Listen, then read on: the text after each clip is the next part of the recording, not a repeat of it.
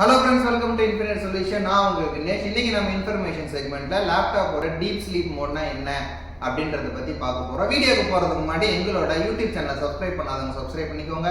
Instagram சேனலை follow பண்ணாதவங்க follow பண்ணிக்கோங்க.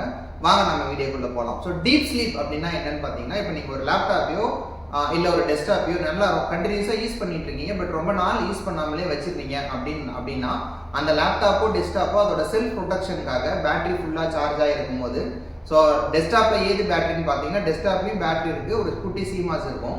ஸோ டெஸ்க்டாப் சிமாஸ் வந்து பார்த்தீங்கன்னா என்ன ஆகும், அது ஃபெயிலியர் ஆகக்கூடாதுங்கிறதுக்காக ஒரு டீப் ஸ்லீப் மோடுக்கு வந்து போயிடும். இது வந்து டெஸ்க்டாப். இப்போ லேப்டாப் நீங்கள் எடுத்துக்கிட்டீங்கன்னா பேட்டரி வந்து எக்ஸ்ப்ளோட் ஆகிடக்கூடாது அப்படின்றதுக்காக வந்து உங்களுக்கு பார்த்தீங்கன்னா அது வந்து டீப் ஸ்லீப் மோடு போயிடும்.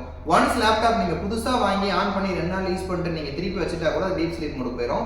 அப்படி போயிடுச்சுன்னா பவர் ட்ரைன் பண்ணாதான் ஆன் ஆகும். பவர் ட்ரைன்னா என்ன அப்படின்றத இன்னொரு வீடியோவில் டீட்டெயிலாக பார்க்கலாம். Thank you friends.